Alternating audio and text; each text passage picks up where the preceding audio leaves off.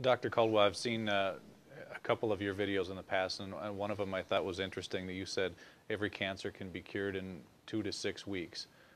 Can you talk a little bit more about that, and what are some of the ways that that's possible? In my experience, every cancer can be cured in 2 to 16 weeks. Some cancers can be cured in minutes because every doctor in the world that's in office for 20 years or longer knows cases of spontaneous healing. There's even a book out called Spontaneous Healing by a guy I really don't like, and just stating that there are cases of spontaneous healing. That means if it's possible, we just have to find a way to access this. That's number one. So we all know about these. It also happened very often when people go to Lourdes or to these religious places, and it's not really the place that cures them, it's the expectation and the way to that place that cures them.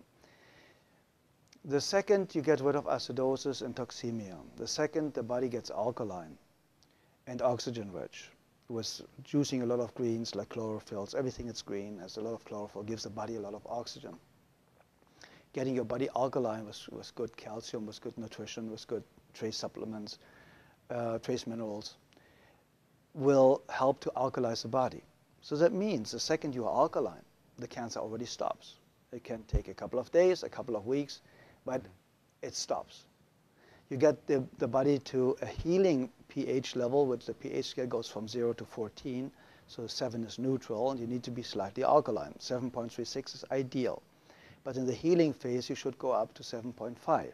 It's a little bit over-alkalizing the system. A great friend of mine, Dr.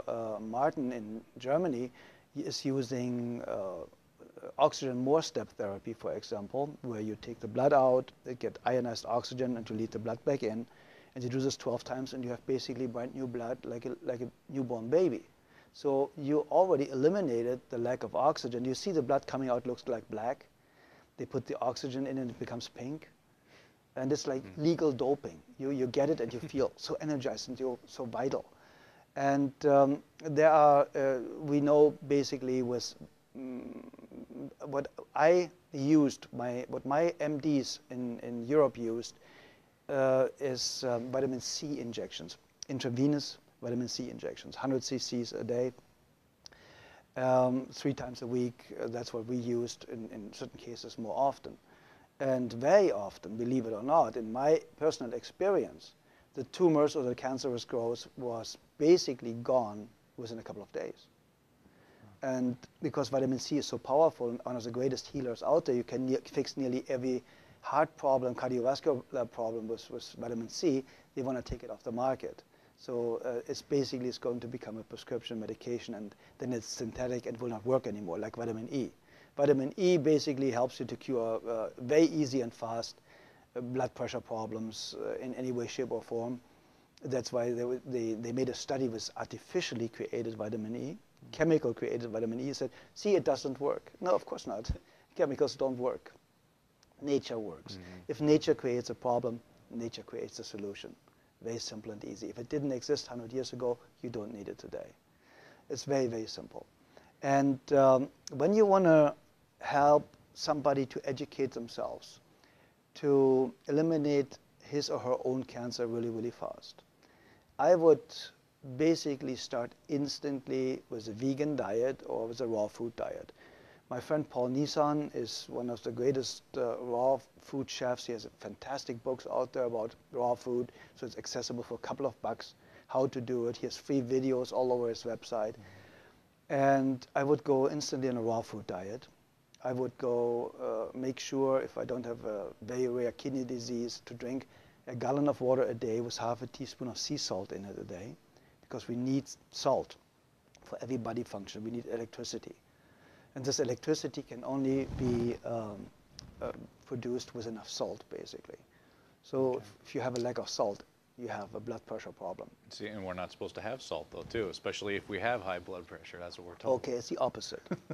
The problem is they are talking about table salt. Very often, table salt is 1/3 glass, 1/3 sand, and 1/3 salt.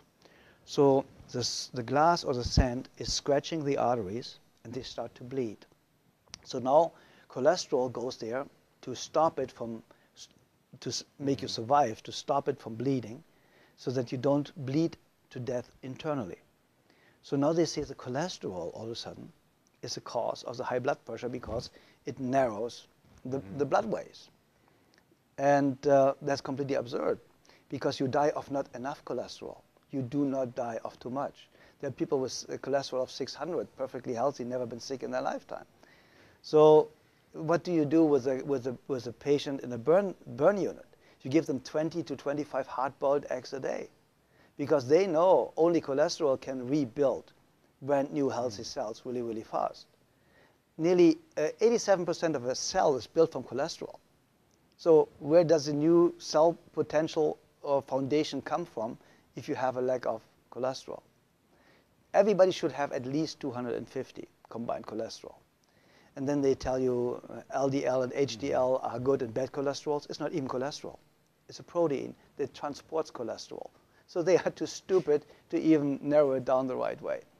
So if you look at the facts, and if you look what they know and what they don't know, you know that Dr. Gary Null stated it, and a lot of other people.